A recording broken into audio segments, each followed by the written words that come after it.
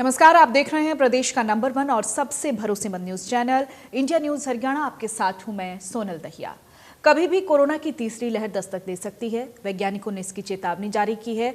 तीसरी लहर की आशंका को देखते हुए स्वास्थ्य महकमा और सरकार बार बार कोरोना नियमों का पालन करने की अपील कर रही है, तो वहीं वैक्सीन लगवाने की अपील भी की जा रही है। इंडिया न्यूज भी सभी दर्शकों से अफवाहों पर ध्यान न देकर टीका लगवाने की अपील कर रहा है और इसीलिए आपकी सेहत की फिक्र करते हुए हमने खास कार्यक्रम हेलो डॉक्टर की शुरुआत की है। अगर आपको या परिवार में किसी को भी स्वास्थ्य संबंधित कोई परेशानी है तो हमारे खास शो में आप सीधे बात कर सकते हैं डॉक्टर से। आप वैक्सीन या कोरोना संबंधित जानकारी भी डॉक्टर से ले सकते हैं।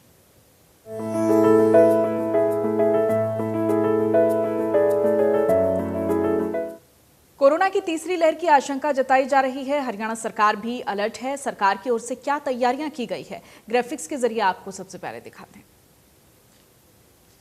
तीसरी लहर से निपटने के लिए टास्क फोर्स का गठन किया गया है। तमाम तैयारियां जो हैं वो सरकार की तरफ से की गई हैं। उपकरण और दवाइयों के स्टॉक की निगरानी रखी जा रही है ताकि किसी भी तरह की कोई कमी न रहे, लोगों को परेशानी न हो।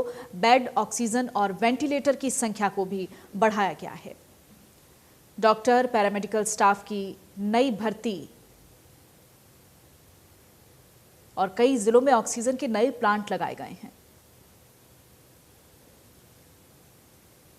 पानीपत, हिसार में 500 बेड के अस्पताल बनाने की तैयारी की गई है। लॉकडाउन का सख्ती से पालन करवाया जा रहा है। लोगों को किसी भी तरह की ढील नहीं दी जा रही। टेस्टिंग लैब की संख्या बढ़ाई गई है ताकि ज्यादा से ज्यादा लोगों के टेस्ट हों। कोविड देखभाल केंद्रों में बढ़ोतरी की गई है। कोविड संक्रमण आकलन के लिए एक सर्वे भी तैयार किया गया है। ई संजीवनी और टेली परामर्श सेवाएं शुरू की गई हैं। टेलीमेडिसिन की शुरुआत की गई है। तमाम कदम हैं जो उठाए गए हैं सरकार की तरफ से। दूसरी लहर को किस तरह से हराया गया, क्या जरूरी कदम उठाए गए और क्या तैयारियां की गई हैं, ग्राफिक्स के जरिए हम एक नजर डाल रहे हैं।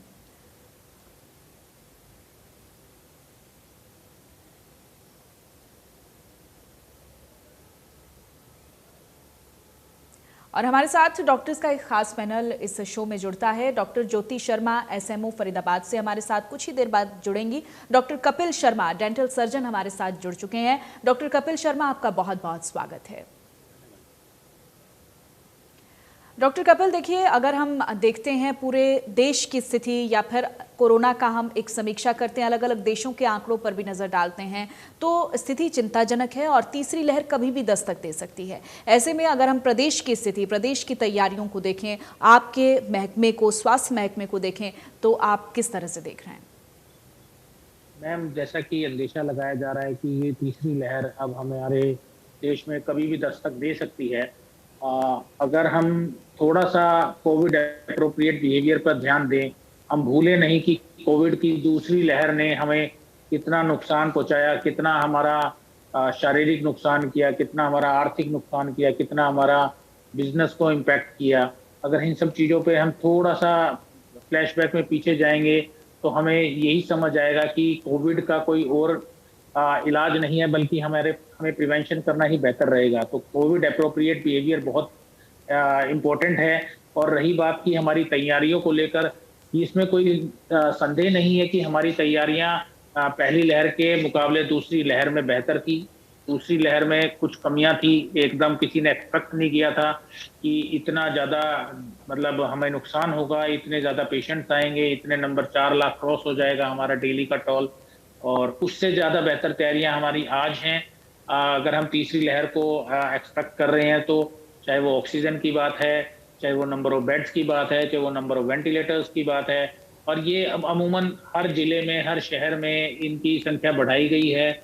और फिर भी मैं लोगों से दरखास्त करूंगा कि अगर हमें कोविड से बचना है तो सिर्फ एक ही इसका माध्यम है कि हमें कोविड के जो बचाव के जो नियम है उनका पालन करना होगा। हमें मास्क पहनना होगा नियमित तौर से, और हमें हैंड हाइजीन पे ध्यान देना होगा, और हमें सोशल डिस्टेंसिंग का पालन करना होगा। बिल्कुल, कहीं न कहीं तमाम कोविड के जो प्रोटोकॉल्स हैं उनका पालन करना बहुत ज़रूरी है, तभी हम इस सिचुएशन से निजात पा पाएँगे। देखिए डॉक्टर कपिल, हम देख रहे हैं लगातार कोशिशें हो रही हैं, वैक्सीनेशन को लेकर भी काम तेज़ हुआ है और अगर दूसरे कई स्टेट्स जो बुरे तरीके से चपेट में आए हैं, उनके आंकड़ों पर भी हम नज़र डालें तो जैसे मुंबई में 87% लोग ऐसे हैं जिनमें कोरोना की एंटीबॉडीज़ बनी हैं। तो बहुत सारे लोग, इससे साफ हो जाता है कि कितनी बड़ी संख्या में वहाँ पर कोरोना से लोग ग्रसित हुए हैं। लेकिन सवाल यही है कि प्रदेश की तैयारियों को अगर हम देखते हैं, वैक्सीनेशन के लिहाज से देखें या फिर एंटीबॉडीज कितने लोगों में बनी है, जो सर्वे आए हैं उनके नतीजों को देखें, तो वो उस परिस्थिति को आप कैसे देख रहे हैं? आगे आने वाले समय के लिए क्या हम उतने तैयार हैं? मैम देखिए, ये बिल्कुल सही बात है आपकी कि कुछ स्टेट्स जो हमारे कोविड में बहुत ज़्यादा अफेक्ट हुए, चाहे वो महाराष्ट्र था, चाहे वो केरला था, चाहे वो कर्नाटक था, तो चाहे वो यूपी था, हरियाणा था, पंजाब था, सभी जगह कोविड ने लगभग लगभग सेम परसेंटेज के साथ ही जो हमारा पॉजिटिविटी रेट था वो मोरलेस सब में ऑलमोस्ट सेम था। कहीं पे थोड़ा ज़्यादा था, कहीं थोड़ा कम था। वो हमें उन नंबर्स में ना जाकर हमें इस चीज़ में ध्यान दिया जाना चाहिए कि जो हमारे कोविड के पेशेंट्स से जो एंटीबॉडीज बनी हैं, जो भी हमारे सीरो सर्वेज आए हैं, उनमें दिखाया गया कि इतने परसेंट बॉडी पेशेंट्स में एंटीबॉडीज बनी हैं, या इतने परसेंट पॉपुलेशन है जिन्होंने अपना वैक्सीनेशन प्रोग्राम कंप्लीट किया है, उन्होंने वैक्सीनेशन लगवाया है। तो ये एक हमारे लिए बहुत बड़ी उत्साह बढ़ाने वाली बात है कि अब लोग वैक्सीनेशन के लिए खुलकर निकल कर बाहर आ रहे हैं और वैक्सीनेशन की महत्वता को समझ रहे हैं और वैक्सीनेशन के लिए जा रहे हैं। अगर हम वैक्सीनेशन करवा रहे हैं तो वैक्सीनेशन से हो सकता है हमें कोविड हो, ऐसा नहीं है कि वैक्सीनेशन होने के बाद हमें कोविड नहीं होगा। हो सकता है हमें कोविड हो, लेकिन वो हमारे लिए जानलेवा नहीं होगा। अगर हमारी बॉडी में पहले से ही एंटीबॉडीज बनी होंगी और पहले ही हमारी बॉडी के जो मेमोरी सेल्स हैं वहाँ पे अगर कोविड के लिए एंटीबॉडीज का एक मैकेनिज्म डेवलप हो गया है, तो इसके बहुत ज़्यादा चांसेस है कि हमें जो कोविड है वो जानलेवा नहीं बनेगा, पहली बात। दूसरी बात, जिन लोगों के अंदर भ्रांतियां थी, अब उन्होंने भी देखा है कि इतने सारे लोग, इतने करोड़ों लोगों की तादाद में, जैसे अभी हमने देखा हमारे माननीय प्रधानमंत्री नरेंद्र मोदी जी के जन्म दिवस पर लगभग 2 करोड़ प्लस लोगों को वैक्सीनेशन किया गया एक दिन में। ये एक बहुत बड़ी अचीवमेंट है हमारे देश के लिए। बहुत सारे देश ऐसे हैं दुनिया में जिनकी टोटल जनसंख्या हमारे एक दिन के वैक्सीनेशन के लगभग आधी भी नहीं है और वो लोग अभी तक वैक्सीनेशन को नहीं करवा पाए। तो ये हमारे लिए एक बहुत बड़ी अचीवमेंट है और लोग भी अब समझ रहे हैं, चाहे कितनी बिल्कुल बड़ी अचीवमेंट है और इसे हम कह सकते हैं कि लोगों के लिए एक बड़ा सुरक्षा चक्र बनता है। लेकिन सवाल बहुत बड़ा एक और भी यहाँ से उठ जाता है। डॉक्टर ज्योति शर्मा, एसएमओ फरीदाबाद, भी हमारे साथ जुड़ चुकी हैं। डॉक्टर ज्योति शर्मा, आपका बहुत बहुत स्वागत है। डॉक्टर ज्योति, हम लगातार डिस्कशंस कर रहे हैं कि जो वैक्सीनेशन है, बहुत सारे लोगों में एंटीबॉडीज़ बन चुकी हैं। जैसे मुंबई का एग्जाम्पल मैंने दिया, 87% लोग वहाँ पर ऐसे थे जिनमें एंटीबॉडीज़ पाई गई हैं। लेकिन बहुत बड़ा सवाल आम जनता के मन में ये भी है कि एंटीबॉडीज़ कितने प्रतिशत सुरक्षा दे पाती हैं? कितना सुरक्षित है व्यक्ति अगर एंटीबॉडीज़ उसमें डेवलप हो गई हैं? क्या सुरक्षा की 100% गारंटी? देखिए, एंटीबॉडीज नो डाउट वैक्सीनेशन हुई है तो उससे बहुत ज़्यादा केसेस डिक्रीज हुए हैं। और जहाँ तक हम तैयारी कर रहे थे तीसरी लहर की, अभी भी कर रहे हैं, बट वो अभी तक आ नहीं पा रही है। इसका एक मेजर रीज़न ये रहा है कि वैक्सीनेशन लगभग 100% हो गई है फरीदाबाद में, तो उसमें चांसेस अब केसेस बहुत कम आ भी रहे हैं, तो बहुत माइन्यूट सिम्टम्स है और कंट्रोलेबल। हाँ, एंटीबॉडीज, आपका सवाल ये है कि एंटीबॉडीज 100% सुरक्षा से तो कहना मुश्किल होगा, लेकिन ये सीवियरिटी तक नहीं लेके जाएंगी एंटीबॉडीज, ये तो तय है। मैक्सिमम स्ट्रेन्स हमारी वैक्सीनेशन में कवर हो रहे हैं। बिल्कुल। देखिए डॉक्टर ज्योति, अगर हम साइंटिस्ट की भी बात करें तो ऐसा ये माना जा रहा है, बहुत सारे ऐसे लोग हैं जिनको पता ही नहीं चलता कि वो कोरोना से संक्रमित हो गए, लेकिन जब लगता है कि एंटीबॉडीज उनके अंदर बनना शुरू हुई हैं तब कहीं ना कहीं ये अंदेशा लगता है, क्योंकि बहुत सारे ऐसे स्लम बस्तियां हैं जहां पर लोग अवेयर नहीं हैं, लेकिन ये खतरा कहीं ना कहीं हर जगह पर पैदा हो सकता है। तो ऐसे में आप क्या कहना चाहेंगे लोगों को कि किस तरीके से अवेयर रहें, क्योंकि तीसरी लहर की आशंका अनुमान कभी भी जताया। इसीलिए गवर्नमेंट का, हमारे माननीय प्रधानमंत्री जी का, सबका यही एफर्ट रहा है कि वैक्सीनेशन के लिए ज्यादा से ज्यादा आए और जल्दी से जल्दी वैक्सीनेशन। इवन अभी यहाँ हमारे यहाँ उद्देश्य है कि 30 सितंबर तक लगभग फर्स्ट डोज तो कम से कम सबको लग जाए, कोई भी छूटे नहीं, ताकि अगर कोई, और बाकी तो हमें देखिए मास्किंग, सोशल डिस्टेंसिंग तो फॉलो करना ही है, लेकिन वैक्सीनेशन का इसमें बहुत मेन रोल रहेगा।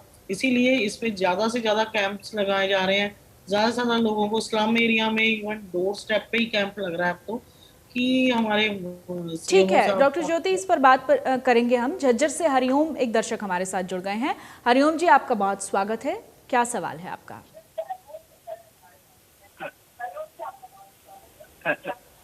नमस्कार जी डॉक्टर साहब। जी हरिओम जी, अपना सवाल पूछिए। ये 2017 ब्रेन ट्यूमर का ऑपरेशन हुआ था मैडम जी। जी तो इसमें ये वैक्सीन की फर्स्ट डोज लगवाई थी, इससे कोई नुकसान तो नहीं होगा ना जी? आप अपना सवाल एक बार फिर से दोहराइए।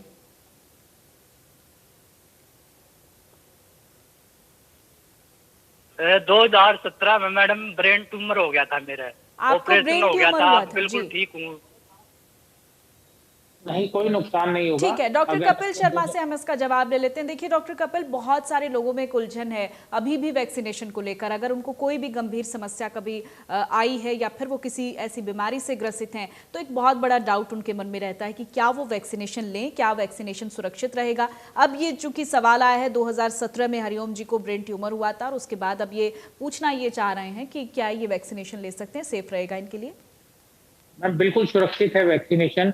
अगर हमें ब्रेन ट्यूमर हुआ है या किसी भी और तरीके का अगर हमारी बॉडी में ट्यूमर डेवलप हुआ और उसका हमारा ट्रीटमेंट फिनिश हो गया है या ट्रीटमेंट चल भी रहा है, तो हमें अपने डॉक्टर के सलाह से हम वैक्सीनेशन के लिए जा सकते हैं। और 2017 के बाद तो अभी 4 साल लगभग कंप्लीट हो गए हैं, तो आपको वैक्सीनेशन के लिए बिना किसी झिझक के बेझिझक जाना चाहिए। और ऐसा कुछ उसका कोई साइड इफेक्ट नहीं है कि आपको वैक्सीनेशन ब्रेन ट्यूमर के पेशेंट्स में कोई अफेक्ट करेगी। बजाय उसके आगे बढ़ के मैं कहना चाहूंगा, जितनी भी कोमॉर्बिड कंडीशंस हैं, चाहे वो कार्डियक पेशेंट्स हैं, चाहे वो ट्यूमर के पेशेंट्स हैं, चाहे वो और किसी कोमॉर्बिड सिचुएशंस हैं, उन सिचुएशंस के पेशेंट्स को भी हमें वैक्सीनेशन के लिए जाना चाहिए। अगर आपके मन में फिर भी कोई संशय है तो आप अपने नजदीकी स्वास्थ्य केंद्र पे, जहाँ पे वैक्सीनेशन ड्राइव चल रही है, डॉक्टर की सलाह लें और वैक्सीनेशन करवाएं।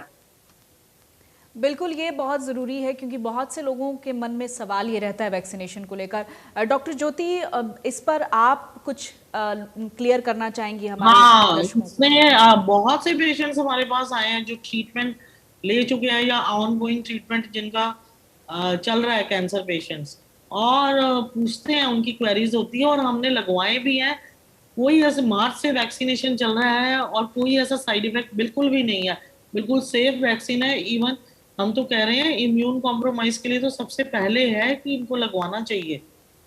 तो ऐसा कुछ भी बेझिझक आए, अब तो इतने लोगों को लग गई है और बहुत सारे पेशेंट्स आ रहे हैं, बाईपास सर्जरी वाले, स्टेंटिंग वाले और कैंसर पेशेंट सब लगवा रहे हैं। ऐसा कुछ नहीं है, कोई भी साइड इफेक्ट अब तक हमारे नोटिस में नहीं आया, बिल्कुल सेफ वैक्सीन है। कालका से एक दर्शक हमारे साथ जुड़े हैं, प्रीतम सिंह। प्रीतम सिंह जी, आपका क्या सवाल है?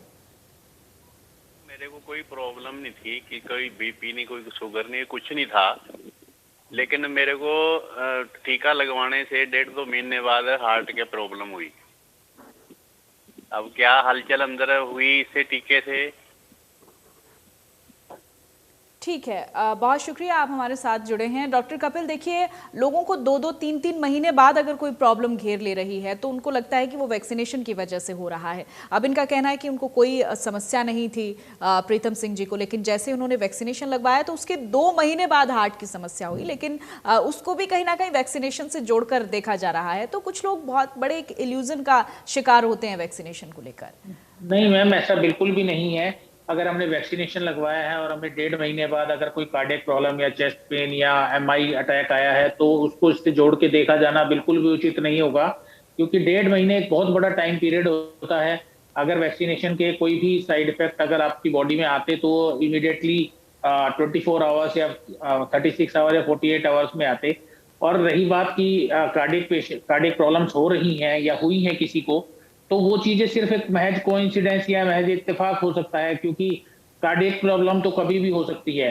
अभी हमने देखा कि जो हमारे एक टीवी एक्टर थे सिद्धार्थ शुक्ला जी, उनको रात को सोते सोते हार्ट अटैक आया और सुबह वो भगवान के पास चले गए। तो ऐसा नहीं है कि उनको वैक्सीनेशन की वजह से हुआ या उनको वैक्सीनेशन की वजह से नहीं हुआ। ये तो एक बॉडी का प्रोसेस है। बॉडी इज ए मशीन, अगर हम आम भाषा में समझे तो। अगर कोई प्रॉब्लम वैक्सीनेशन की वजह से डेवलप हुई है, ऐसा नहीं है कि प्रॉब्लम अगर किसी कार्डियक प्रॉब्लम हुई है तो ये सालों लगते हैं कार्डियक प्रॉब्लम को आने में। तो उस कॉन्टिन्यूस साइकिल थी जो प्रॉब्लम बढ़ती जा रही थी और अब उसने ऑल ऑफ सडन आके आपको ऐसा हार्ट अटैक या जो भी आपकी प्रॉब्लम रही हुआ है, इसको हमें इससे बिल्कुल भी जोड़ के नहीं देखना चाहिए। ठीक है, लेकिन डॉक्टर ज्योति, देखिए, हमने देखा है बहुत से लोग जो कोरोना के शिकार हुए हैं उसके बाद हार्ट अटैक का खतरा भी बढ़ा है। कुछ ऐसे स्टैटिस्टिक्स भी सामने आए हैं।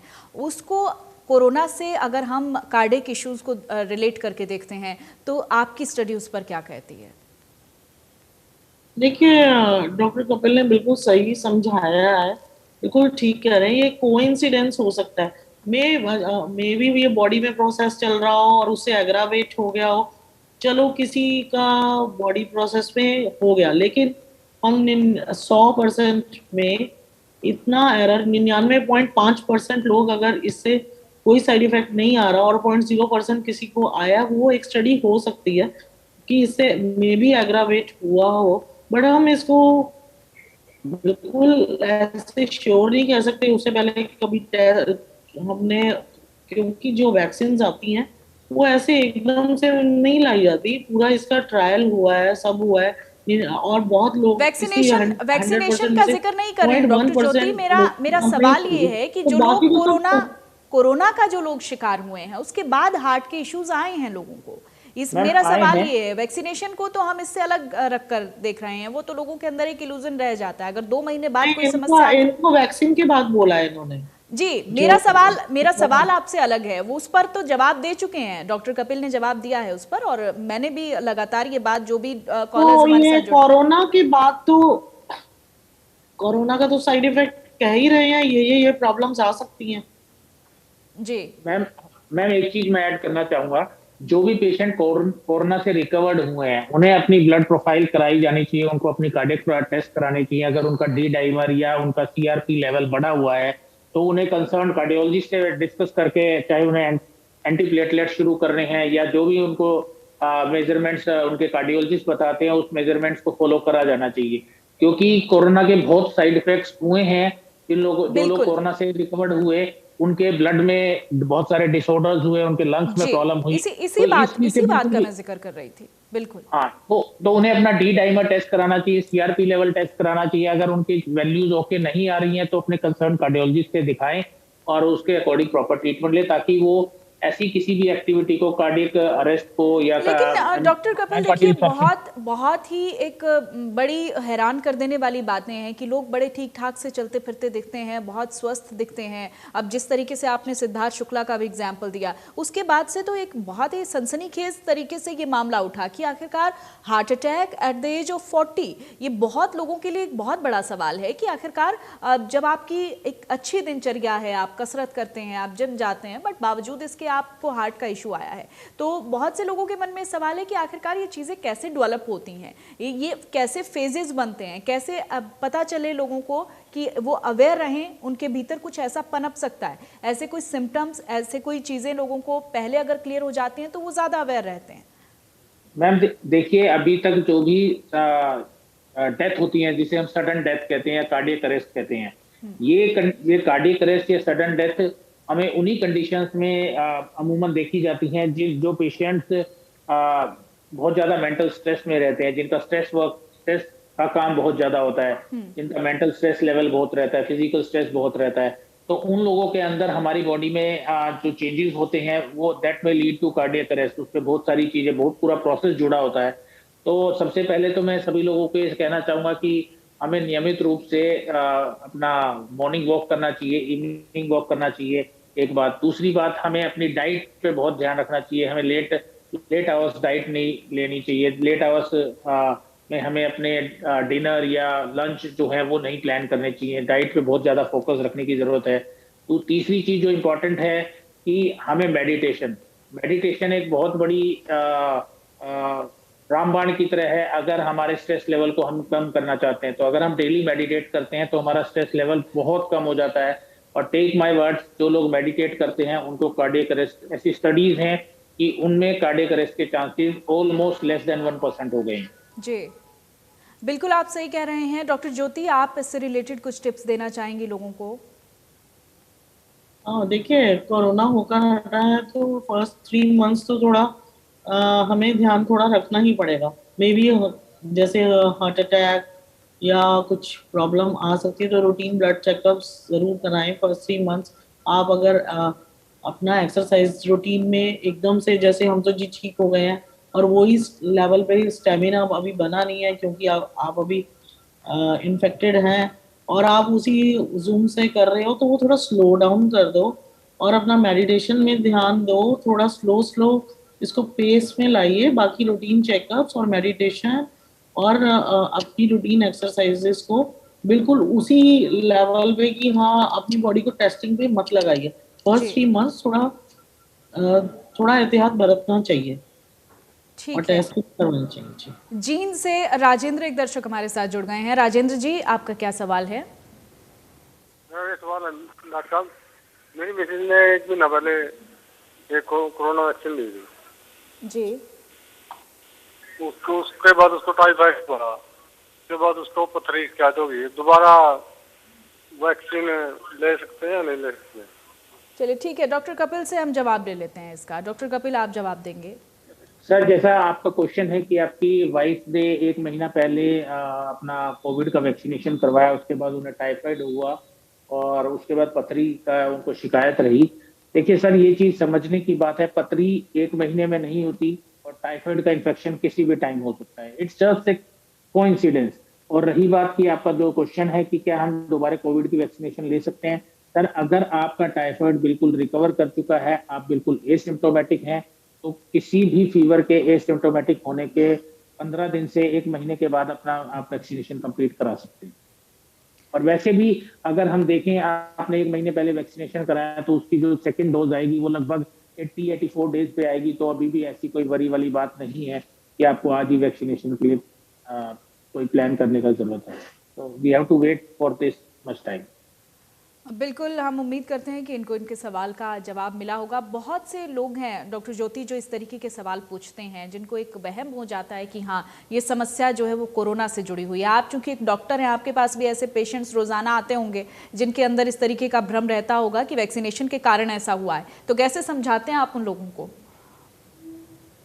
देखिए, अब जैसे इनका था कि गॉल ब्लैडर में जो पथरी आ गई है, तो वो 1 महीने से तो आई नहीं होगी। कब पहले अल्ट्रासाउंड करवाया आपने, ऑल ऑफ ए सडन आपको ये हुआ, तो ये तो कोइंसिडेंसेस ही हैं। ऐसा हो भी सकता है, लेकिन बहुत धीरे धीरे ही वो नोटिस में आएगा। अगर 1 महीने में भी आपको ऐसे लग रहा है तो ये पहले से ही चल रहा होगा, बट आप नोट आज हुआ है। और दूसरा ये है, देखिए, हम बच्चों का भी रूटीन इम्यूनाइजेशन कर रहे हैं। बच्चे को भी तो विश्वास से लेकर आते हैं। बच्चों के कितने टीकाकरण हम लगवा सकते हैं। अब हम बड़े लोग अभी ना कोविड ये वैक्सीनेशन के लिए इतने एप्रीहेंसिव होना एक टाइम में जायज़ था, लेकिन अब कोई दो राय नहीं है कि वैक्सीनेशन ही एक ठोस पिलर है तीसरी लहर को रोकने का। और हमें ज़्यादा सीवियर कोरोना आए ना, भगवान करे, और अगर आए भी तो ये उतना सीवियरिटी से ना आए।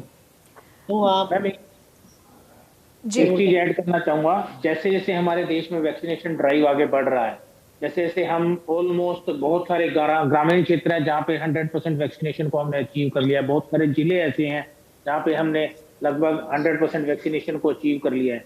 ये भी एक बहुत बड़ा मेजर कारण है कि अभी तक हम तीसरी लहर को टाल पा रहे हैं, जिसका अंदेशा पहले अगस्त में लगाया जा रहा था, फिर सितंबर में लगाया जा रहा था, अभी अक्टूबर या नवंबर में लगाया जा रहा है। तो इसके लिए मैं लोगों से आग्रह करना चाहूंगा कि आप बेझिझक वैक्सीनेशन लगवाएं। यही एक माध्यम है जिससे हम कोरोना की तीसरी लहर को टाल सकते हैं या उसके होने वाले इफेक्ट्स को मिनिमाइज कर सकते हैं। बिल्कुल, और एक लापरवाही लोगों के अंदर भी देखने को मिल रही है डॉक्टर ज्योति। जैसा हमने देखा है, वैक्सीनेशन के बाद लोग बिल्कुल लापरवाह दिखाई दे रहे हैं। उनको लगता है कि वो वैक्सीनेशन के बाद कोरोना नहीं हो सकता है, वो पूरे तरीके से सिक्योर हो गए हैं। लेकिन एक बहुत बड़ा सवाल है, जिस तरीके से नए नए वेरिएंट्स कोरोना के सामने आ रहे हैं। अभी जो 2 नए वेरिएंट आए हैं, C.1 और म्यू जो वेरिएंट निकल कर आए हैं, उसमें तो कहीं ना कहीं रिसर्च ये कहता है कि जो वैक्सीनेशन है वो भी इफेक्टिव नहीं होगी। तो ये खतरा कितना बड़ा हो सकता है, ये लोगों को समझने की ज़रूरत है कि अगर वेरिएंट नए आते हैं तो फिर इन्फेक्शन का खतरा और बढ़ेगा और कहीं ना कहीं उसका जो ट्रांसमिशन है वो उसके जो रेट है वो ज़्यादा होगी। देखिए, ये तो फिर वैक्सीनेशन तो है ही, इसका मतलब ये नहीं है कि हम मास्क लगाना छोड़ दें या हम ठीक है, इस पर जवाब मैं आपसे लूंगी। एक दर्शक हमारे साथ इसी बीच जुड़ गए हैं, कुलदीप जी, आपका क्या सवाल है? हेलो जी मैडम, अभी ना 12 तारीख को मैंने, हेलो जी कुलदीप जी, अपना सवाल पूछिए। मैंने ना 12 तारीख को वैक्सीन लगवाई थी। अभी ना मेरे को कल से ना एक तो मेरे को फीवर हो रहा है और एक मेरा गला खराब है।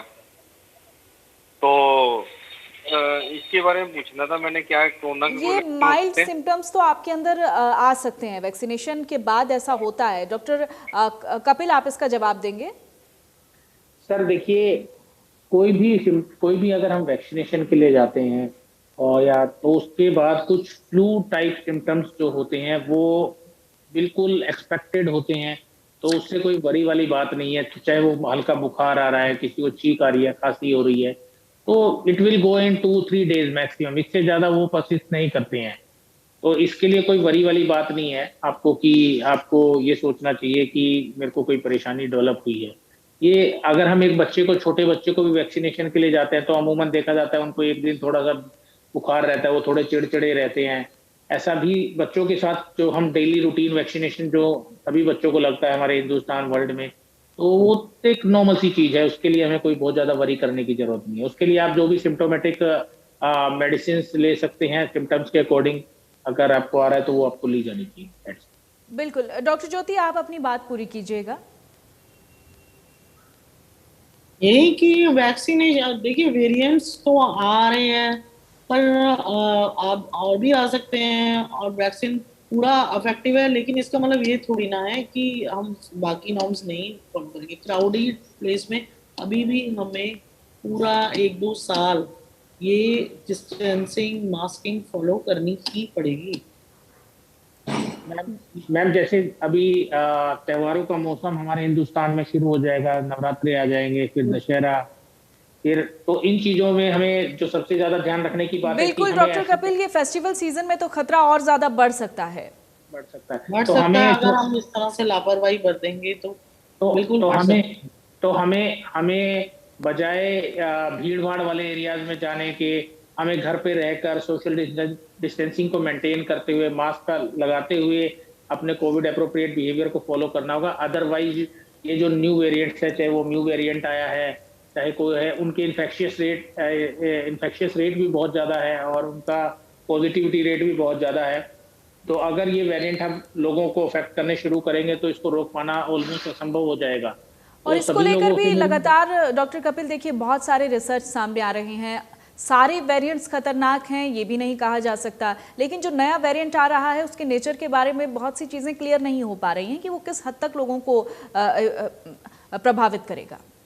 मैम ये तो विद टाइम हमें पता लगेगा, बिकॉज कोरोना कोई ऐसा नहीं है। जो नए वेरिएंट्स आ रहे हैं उन पर रिसर्च होता है, थोड़ा टाइम लगता है। जो हमारे पैरामीटर्स हैं, जो हमारे रिसर्चर्स हैं, साइंटिस्ट हैं, वो उसके एक कंक्लूजन तक आने में उन्हें भी थोड़ा टाइम लगता है। ऐसा नहीं होता कि कोई वेरिएंट अभी हमें 15 दिन पहले हमने डायग्नोज किया कि एक नया वेरिएंट म्यूटेट हुआ है और अब आज ही हम उसके लिए सारा डाटा अवेलेबल हो जाए। It is almost impossible.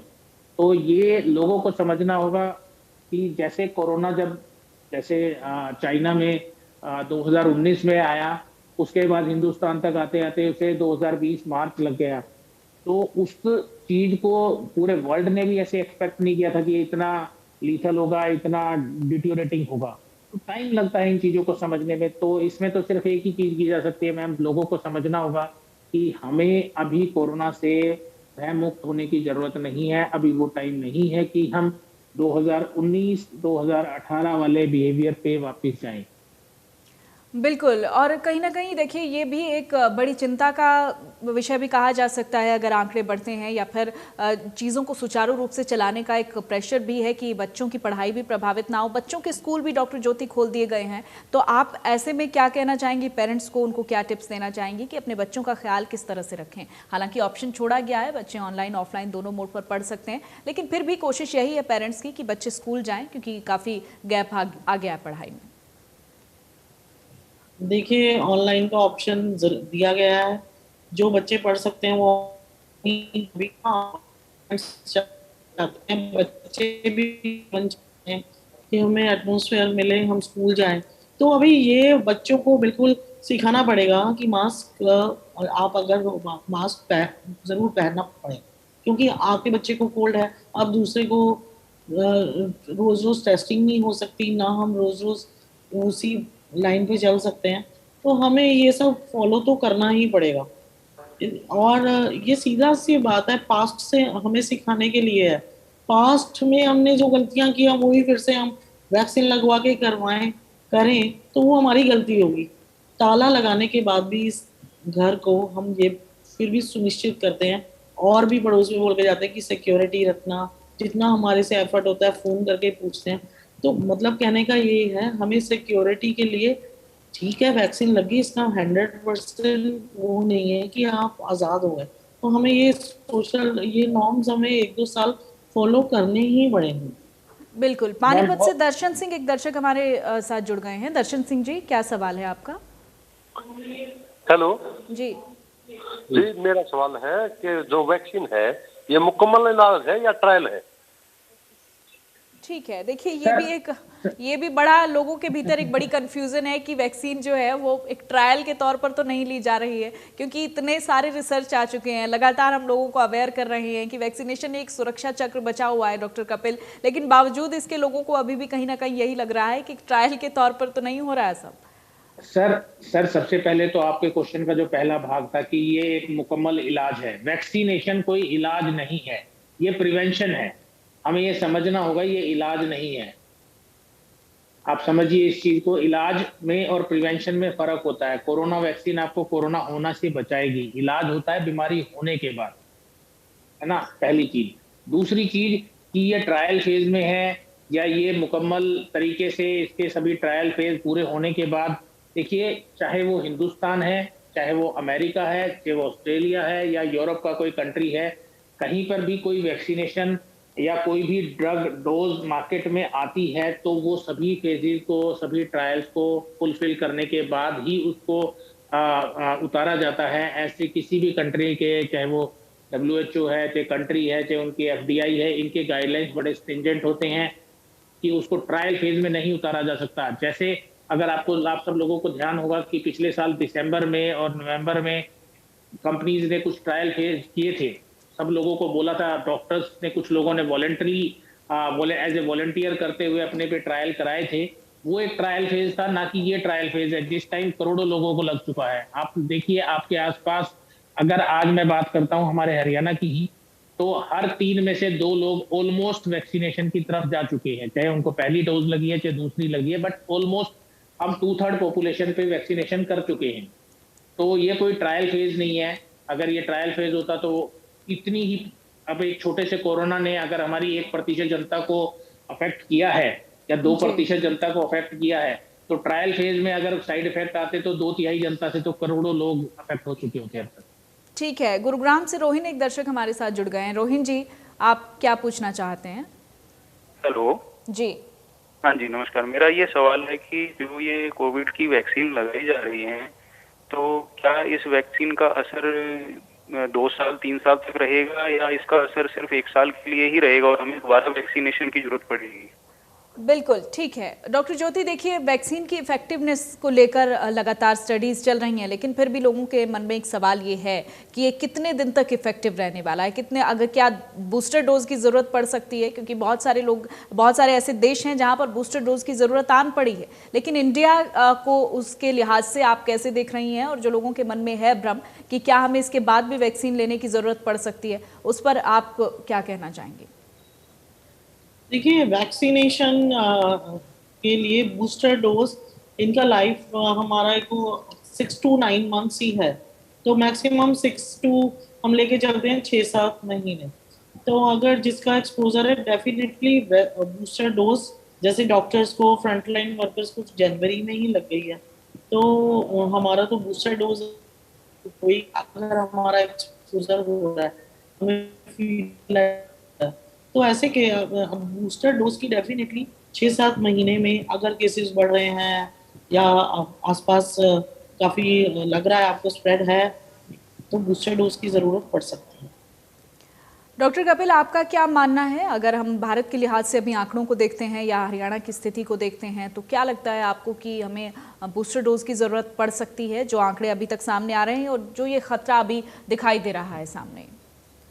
Sir ma'am देखिए, सबसे पहले तो मैं यही कहना चाहूँगा, जैसे डॉक्टर ज्योति ने कहा कि फ्रंटलाइन वर्कर्स को जो वैक्सीनेशन था वो जनवरी में लगा था और लगभग 8 महीने क्रॉस हो गए हैं, 9वां महीना चल रहा है, और अभी तक के सिनेरियो को देखते हुए मुझे नहीं लगता है कि अभी हमें बूस्टर डोज का जरूरत पड़ेगा, क्योंकि कोविड अभी बहुत ज़्यादा नंबर ऑफ केसेस नहीं आ रहे हैं। हाँ, अगर हमारे नंबर ऑफ केसेस बढ़ते हैं तो हमें डेफिनेटली बूस्टर डोज के लिए जाना पड़ेगा, इसमें कोई दो राय नहीं है। बिल्कुल ये व्यवहारिक बात है कि जो हमारी वैक्सीनेशन है वो 6 से 9 महीने के लिए ही उसमें एंटीबॉडीज हैं, उसके बाद एंटीबॉडी का जो नंबर है वो डिप्लीट करने लग जाता है, तो वो एंटीबॉडीज उतनी सक्षम नहीं रहती हैं कि कोरोना का अगर हमें इन्फेक्शन आता है तो वो उससे फाइट कर पाए। तो बिल्कुल कहीं ना कहीं ये बदलाव डॉक्टर कपिल चलता रहेगा, क्योंकि अगर लोग नहीं समझे तो ये खतरा और बड़ा हो सकता है और फिर कहीं ना कहीं बूस्टर डोज की ज़रूरत पड़ सकती है। तो ऐसे में सीधे सीधे लोग जो हैं वो अगर अवेयर रहते हैं या सिचुएशन अंडर कंट्रोल रहती है, क्योंकि बार बार WHO की तरफ से भी यही कहा जाता है कि अगर लोग सजग रहेंगे, सचेत रहेंगे, तो हो सकता है कि तीसरी लहर ना आए। लेकिन यहाँ पर खतरा बड़ा तब होगा जब लोगों की लापरवाही बढ़ेगी, क्योंकि कई जगहों पर हम देख रहे हैं तस्वीरें बड़ी परेशान करने वाली आ रही हैं, लोग बिना मास्क के नजर आ रहे हैं, बिना सोशल डिस्टेंसिंग के नजर आ रहे हैं, तो ये खतरे को बढ़ा सकता है और कहीं ना कहीं बूस्टर डोज की जरूरत पड़ सकती है, फिर से हम उसी स्थिति में पहुंच सकते हैं। बिल्कुल मैम। डॉक्टर ज्योति, आपसे मेरा सवाल है, देखिए बच्चों को लेकर हम जिक्र कर रहे थे लगातार कि बच्चों का ख्याल किस तरीके से रखें, आपने पेरेंट्स के लिए कुछ टिप्स भी दिए, लेकिन बहुत सारी स्टडीज़ ऐसी आई, बहुत हालांकि पुख्ता उस पर बात नहीं कही गई कि अब की बार बच्चे ज़्यादा शिकार हो सकते हैं तीसरी लहर में। तो आप कैसे देख रहे हैं वैक्सीनेशन को लेकर भी? बच्चों के लिहाज से अगर हम बात करें तो उतनी रफ्तार नहीं है, या फिर अभी तक हम उस सिक्योर जोन में बच्चों को ले जा नहीं पाए हैं, स्कूल खोल दिए गए हैं, तो ऐसे में आप कैसे देख रही हैं कि बच्चों का ख्याल कैसे रखें और क्या टिप्स बच्चों के लिए खास तौर पर देना चाहेंगे आप? देखिए, अभी एक स्टडी आई कि 70-80% बच्चों में एंटीबॉडीज पाई गई हैं, तो उसी को देखते हुए may be schools open, government ने ये डिसीजन लिया। और लेकिन ये दूसरा, हम अभी जैसे ही ये सक्सेसफुल हो जाएगा, मोर टुवर्ड्स हम सेकेंड डोज की तरफ जाएंगे, हम बच्चों की वैक्सीनेशन भी आने वाले कल में पाइपलाइन में है कि वो भी स्टार्ट होगी जी। लेकिन अगर वैक्सीनेशन अभी तक नहीं हो पाई है, बच्चों के स्कूल खोल दिए गए हैं, उसको लेकर किस तरह से एहतियात बरतें? क्योंकि कोशिश लगातार तमाम की जा रही है, स्कूल प्रबंधन की तरफ से भी हो रही है, बच्चों के परिजन भी इस बात का ख्याल रख रहे हैं, लेकिन बच्चे हैं, छोटे हैं, अबोध हैं, तो इसलिए उनके लिए और ज़्यादा ख्याल रखने की ज़रूरत है। तो आप कैसे देख रही हैं कि बच्चों को सोशल डिस्टेंसिंग, मास्क तो ज़रूरी है ही है, उनकी इम्यूनिटी को कैसे बूस्ट करें, अगर कोई खतरा आता भी है तो वो बच्चों को उतने हद तक प्रभावित ना करें?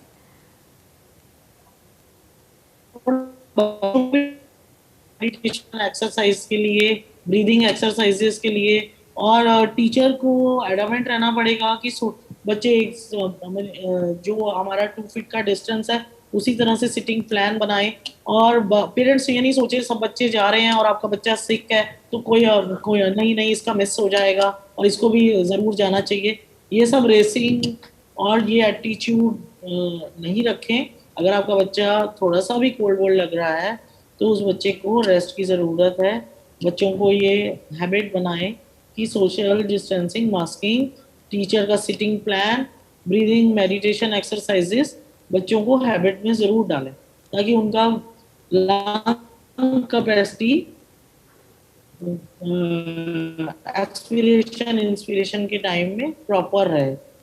बिल्कुल, तो ये बहुत एक्सरसाइजेस हम बैलून फुलाने की होती है, हाँ, लंग एक्सपेंशन की, जैसे ब्रेथ होल्ड करना है, मुंह में होल्ड कर लिया 10-15 सेकेंड्स, एक गेम ही बना लो। तो जो शाम को थोड़ी देर घर में बैठे बैठे बिफोर डिनर कर लिया तो it will be a good कि बच्चों को भी ये एक्सरसाइजेस रहेंगी तो ये सपोर्टिव रहेंगी। यही है। बिल्कुल, ये बहुत महत्वपूर्ण बातें आप बता रही हैं। जो भी परिजन इस वक्त हमें सुन रहे हैं, जो बच्चों को लेकर चिंतित भी हैं कोरोना काल में, उनके लिए ये बहुत ज़रूरी टिप्स हो सकते हैं कि बच्चों को आप हल्की फुल्की एक्सरसाइज ज़रूर करवाएं। उससे उनकी मोनोटनी भी टूटेगी और कहीं ना कहीं शरीर भी मजबूत होगा। डॉक्टर कपिल, आप इसको लेकर किस तरीके के सजेशंस देना चाहेंगे, क्या खास बातें कहना चाहेंगे आज दर्शकों को? मैम, मैं सबसे पहले ये कहना चाहूँगा, जितने भी अभिभावक हैं, जितने भी पेरेंट्स हैं, उन्हें सबसे पहले अगर उनके बच्चे को कोई खांसी, जुकाम, बुखार जैसे फ्लू लाइक कोई सिम्टम्स हैं तो उसे आइसोलेट कीजिए, उसे आइसोलेट करा जाना चाहिए। हमें ये नहीं समझना चाहिए कि वो नॉर्मल बुखार है। अब हम सब लोग बात तो कोविड की कर रहे हैं, लेकिन अगर हमें फ्लू लाइक सिम्टम्स आते हैं तो हम मार्केट में घूमने लग जाते हैं, एजुकेशनल इंस्टीट्यूट्स में जाने लग जाते हैं, चाहे वो स्कूल है, कॉलेजेस हैं। तो ये एक बहुत खतरनाक हो सकता है। जैसे हमने पहली लहर ऐसे स्प्रेड की, दूसरी लहर भी ऐसे ही स्प्रेड की, तो उनको आइसोलेट किया जाना चाहिए, पहली बात। दूसरी बात कि अगर ऐसे ही सिम्टम्स, फ्लू लाइक सिम्टम्स, चाहे वो टीचर्स को हैं या अपने स्कूल में किसी प्रबंधन में किसी भी, चाहे वो 4th क्लास बंदा है या 3rd क्लास या टीचिंग है, नॉन टीचिंग स्टाफ है, अगर उनको है तो उन्हें प्रॉपर तरीके से आइसोलेट करके उन्हें प्रॉपर क्वारंटाइन पीरियड में रखा जाना चाहिए। ये नहीं मानना चाहिए कि वो एक नॉर्मल बुखार है, क्योंकि साइकिल को हमें कहीं ना कहीं ब्रेक करना है तो ऐसे सिम्टम्स को नज़रअंदाज बिल्कुल नहीं करना होगा। तीसरी बात, हमें जैसे अमूमन देखा जाता है, बच्चे जब लंच टाइम में होते हैं तो एक दूसरे के टिफिन को शेयर करते हैं, और उस पर भी टीचर्स की नज़र रखी जानी चाहिए कि जो लंच ब्रेक है, जिस टाइम ऐसे स्प्रेड होने के चांसेस हैं, तो उस टाइम टीचर्स को अपने रिसेस टाइम में अपने क्लास में ही रहना चाहिए और बच्चों को लंच करने देना चाहिए, ताकि वो एक दूसरे शेयरिंग ना हो। क्योंकि पहले तो हमने सिखाया शेयरिंग इज केयरिंग, है ना। अभी हमें ये समझना होगा कि sharing is not caring, sharing is spreading. जी बिल्कुल, आप ये बहुत महत्वपूर्ण बात कह रहे हैं। देखिए, और सबसे बड़ी चीज़ ये भी है कि अब ना केवल कोरोना के साथ साथ अब जो सीजनल बीमारियां हैं, डेंगू है, मलेरिया है, बहुत सारी ऐसी बीमारियां हैं जो आ रही हैं, उससे भी बचना बहुत ज़रूरी है लोगों को। बिल्कुल। डॉक्टर ज्योति, अभी जो हम रिसेंट देख रहे हैं कोरोना की स्थिति को, साथ साथ लोग कंफ्यूज हो जाते हैं, कोरोना हुआ है उनको या फिर सीजनल कोई बीमारी आई है, उसको लेकर एक मेंटल प्रेशर भी लोगों के भीतर बनना शुरू हो गया है। उससे कैसे पार पाएं, क्योंकि एक मेंटल कोरोना है और एक फिजिकल कोरोना है, लेकिन ये बहुत ज़रूरी है कि लोग अपने दिमाग को दुरुस्त रखें, कोई प्रेशर ना लें, कोई टेंशन ना लें। उसको लेकर, मेंटल हेल्थ को लेकर आप क्या कहना चाहेंगे? देखिए, बीमारियां तो टाइम टू टाइम ऐसे एकदम से आती रही हैं, और ऐसा नहीं है कि इससे पहले कुछ नहीं, पहले एड्स भी आया था तो ठीक है, डेंगू भी है, मलेरिया भी है, अब कोरोना को भी हमने एक्सेप्ट कर लिया है, उसके अकॉर्डिंग भी हम चलेंगे। तो हमें अपना मेंटल लेवल नहीं खोना है, हमें बिल्कुल स्टेबल चल के बाकी चीज़ों को भी ध्यान में रखते हुए, उसके लिए जो एहतियात है, जैसे डेंगू से बचना है तो फुल स्लीव्स पहनो, मच्छरों आसपास नहीं होने दें, और अपना मेंटल लेवल, ये नहीं कि हाँ जी बीमारी आ रही है और अब हमें ये ना हो जाए, इससे तो बचिए, ये सब हमें नहीं सोचना। आएगा, फेस करेंगे, अपने फैमिली डॉक्टर हम सब हैं, हमसे कंसल्ट करें, सब इवन ई संजीवनी ऑनलाइन जितनी क्लिनिक्स चल रही हैं गवर्नमेंट की तरफ से भी, तो ऐसा नहीं है, हम सब साथ में हैं और इसको लड़ेंगे और जीत के दिखाएंगे। बिल्कुल, ये बहुत बड़ी बात आपने कही है, लड़ेंगे और जीत कर दिखाएंगे। देखिए, जो डॉक्टर्स हैं, जो फ्रंटलाइन वॉरियर्स हैं, वो हमारे साथ खड़े हैं, तो घबराने की ज़रूरत नहीं है। हम कोशिश यही करते हैं हमारे शो में जो भी आपके सवाल हैं डॉक्टर से जुड़े हुए वो आप पूछ सकते हैं। दिनेश, एक कॉलर हमारे साथ जुड़ गए हैं। क्या सवाल है आपका विनेश जी? कोशिश यही करते हैं हमारे शो में जो भी आपके सवाल हैं डॉक्टर। विनेश जी, अपने टीवी सेट का वॉल्यूम कम करें, हमारे पास समय की भी कमी है। फटाफट से अपना सवाल पूछें। मैम जी मेरे को जी टीका लग चुका है जी। पहला जी, दूसरा भी लग चुका है टीका। तीसरा टीका कब लगेगा जी? अभी तक तो कोरोना की 2 ही वैक्सीन यहाँ पर लग रही हैं। अगर आप नॉर्मल लगवा रहे हैं, तीसरे टीके की अभी ज़रूरत नहीं है। बहुत शुक्रिया, आप हमारे साथ जुड़े हैं। तो आपका बहुत बहुत शुक्रिया डॉक्टर कपिल, डॉक्टर ज्योति, हमारे साथ जुड़ने के लिए, तमाम सवालों के जवाब के लिए। और बहुत डिटेल्ड चर्चा आज कहीं ना कहीं रही और लोग भी आश्वस्त हुए होंगे, श्योर हुए होंगे। डॉक्टर्स उनके साथ हैं तो घबराने की ज़रूरत नहीं है, लेकिन हाँ, आपको अपना ख्याल रखना बहुत ज़रूरी है। और ये सिचुएशन अब कहीं ना कहीं हम पर ही डिपेंड करती है। अगर हम कोरोना के नियमों का पालन करेंगे तो ये खतरा कम हो सकता है, और अगर लापरवाही बरती तो ये सिचुएशन जो है वो बहुत खतरनाक भी हो सकती है। इसलिए हमें समझना, हमें संभलना बहुत ज़रूरी है। इसी के साथ हेलो डॉक्टर में आज इतना ही। नमस्कार।